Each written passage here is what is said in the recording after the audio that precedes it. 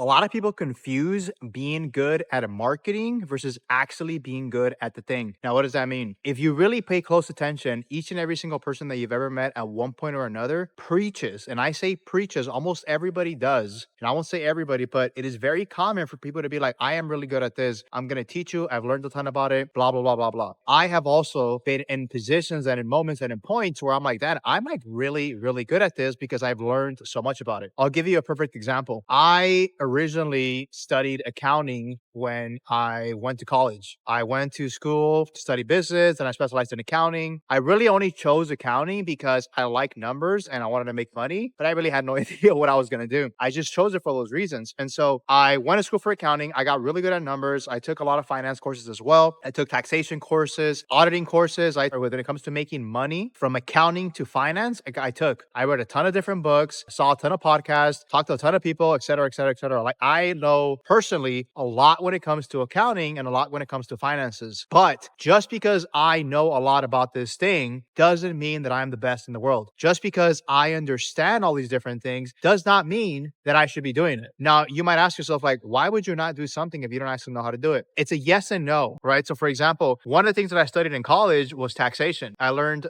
corporate taxation, individual taxation. I then even worked for H&R Block at some point, which a lot of you guys wouldn't know this. And eventually I started a tax business. Like, yes, I literally had a tax business for 2 years, but eventually I dumped it. I dumped it because although I was good at it and although I understood what I was actually talking about or what I was doing or how to do the work, like it just came very naturally easy for me. Like it was not difficult at all. But what ended up happening is that I was bored out of my mind. So even though I knew all this, I was not the right person to actually go out and teach somebody. I was not the right person to actually try and do taxes for somebody because I wasn't fully in love with it. Although I knew a lot, I didn't know everything. And that part right there about not being fully committed to it was also stopping me from being a good tax person, right? Because I wasn't all in on it. The reason why I'm telling you this story is because many years ago, when I got out of the taxation business and I went into entrepreneurship, all my friends were asking me like, oh, you do your own taxes? Do you do your own taxes? And I was like, no, I don't do my own taxes. They're like, why? I would think that you were doing your own taxes because you know so much about it and you actually will save money by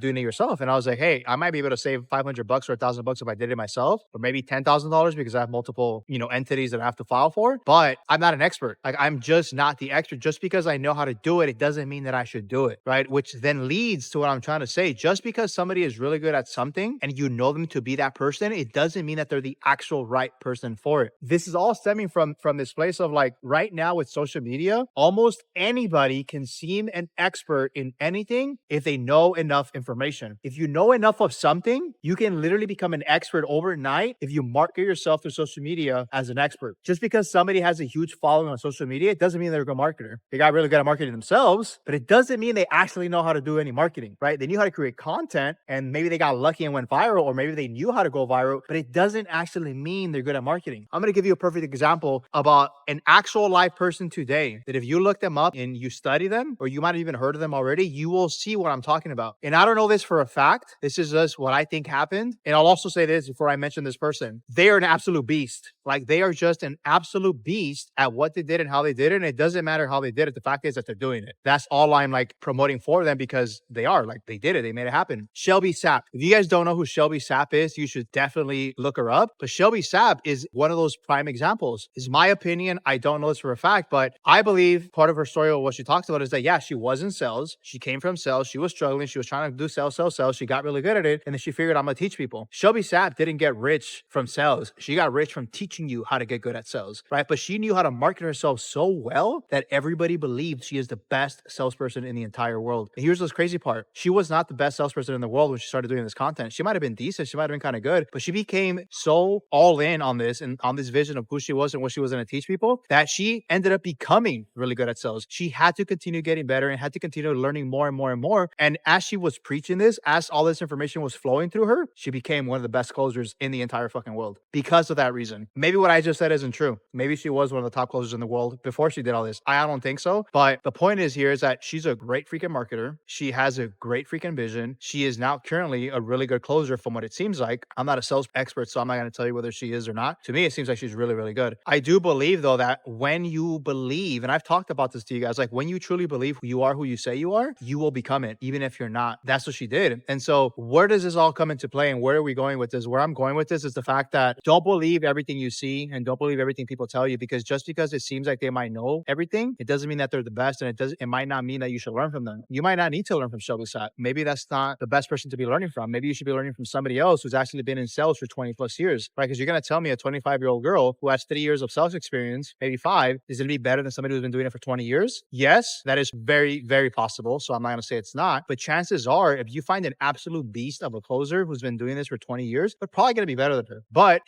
can definitely be better than a lot of people who've been doing this for over a decade. So it's not one shoe fits all, but it's like we get to be selective and be careful like who we work with, because again, just because somebody made it to the pros doesn't mean they should be coaching you so you can make it to the pros. It doesn't mean that, right? There's a lot of people out there who are very, very great coaches who get people to the pros and they were never even in the pros. Steve Kerr is another example of that. Steve Kerr is one of the greatest coaches in basketball in the NBA of all time. He was not one of the best players to ever play. He made it to the NBA. He knew how to play. He was good. He made some great shots to help win championships with Michael Jordan, but he was not the best player. Yet he was one of the best coaches ever. It's just another example of like, be selective of who you work with. And because the person with the loudest mouth won't always be the best person that you should work with. They might end up being the worst. And so that is all I got for you guys today. And I'll catch you in the next video. Peace.